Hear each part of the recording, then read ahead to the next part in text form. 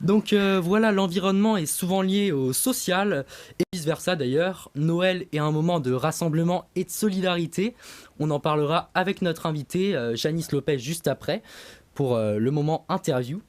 Mais d'abord, Bastien, toi tu vas nous parler et tu vas nous présenter les différentes opérations solidaires qui se déroulent à l'occasion de Noël. Ouais, bonjour Noah, bonjour Janice. Alors oui, en fait, à Noël, il y a plein d'initiatives solidaires, parce que bon, Noël c'est une fête de famille, on se rassemble, on mange bien, on s'offre des cadeaux, enfin Noël quoi. Mais c'est vrai que tout le monde peut pas avoir d'aussi belles fêtes, hein. Il y a ceux qui sont tout seuls, et puis il y a aussi ceux qui n'ont pas les moyens. Donc voilà, ça peut être un peu compliqué pour certaines personnes, hein. Donc Ouais, bah c'est vrai que ces personnes, elles peuvent pas toutes profiter de Noël. ouais. Alors, Si. du coup, il y a plein d'associations qui mènent des actions. Alors, je vais pas pouvoir faire une liste exhaustive de tout ce qui se fait parce que sinon, ça serait interminable. Mais voilà, j'ai contacté les associations que je pense vous connaîtrez dans la majorité. Et donc j'ai commencé du côté de la Croix-Rouge. Alors, il n'y a pas d'initiative nationale, hein, mais c'est plein de petites initiatives locales pour Noël. Pour prendre l'exemple de Cannes, eh bien, c'est le Noël des petits. Alors, qu'est-ce que c'est en fait? C'est qu'avec les dons récoltés, eh bien, l'association et les bénévoles peuvent acheter des jouets et des petites friandises pour les enfants de moins de 10 ans qui font donc partie des familles accompagnées tout au long de l'année par l'association. Alors, ça représente une trentaine d'enfants en tout. J'en parlais du coup avec Geneviève Vandini, qui est la présidente de la Croix-Rouge cannoise. Et en fait, donc les cadeaux sont adaptés à l'âge et au sexe de l'enfant. Ouais. Et puis ça peut être des peluches, des petits jeux éducatifs et tout ça avec des petits chocolats ou des petits bonbons. Ah, c'est pas mal ça. Ouais, c'est sympa, ouais.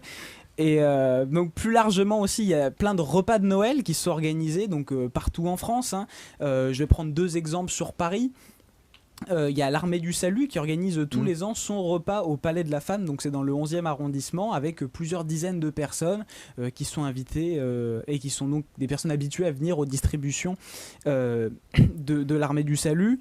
Et puis du côté du Secours catholique aussi, tous les ans, le soir du 24 décembre, donc le soir du réveillon, il y a environ 600 personnes accompagnées toute l'année toujours, hein, qui sont conviées pour un repas exceptionnel. C'est une croisière en fait, sur la Seine. Donc c'est vraiment un moment convivial et sympa pour ces gens-là, quoi. Ouais, mais alors du coup ces repas et ces actions, toi tu les finances comment? Enfin, on les finance comment plutôt? Parce que toi je suppose que tu n'es pas le plus gros financeur.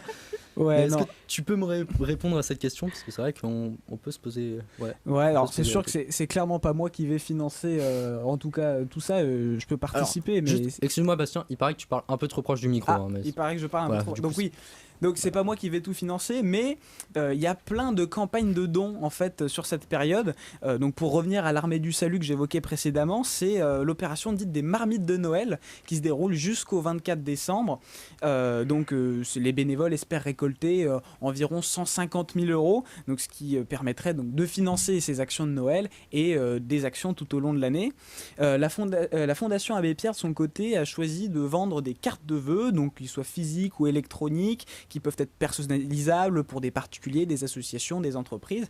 Et donc la vente de toutes ces cartes, ça permet de financer les actions de la Fondation Abbé Pierre qui, on le rappelle, lutte notamment contre le mal logement des plus démunis.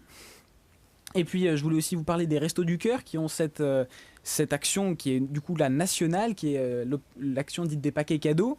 C'est donc en fait en échange d'une somme d'argent que les gens estiment être celles qui sont prêtes à donner, les bénévoles vont emballer les paquets cadeaux des clients, donc ils font ça généralement à la sortie des caisses.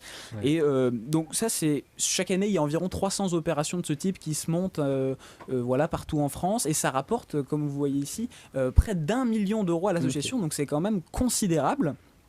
Et puis je voulais finir donc avec le Secours populaire, et puis Janice pourra évidemment compléter. C'est donc l'action des Pères Noël verts.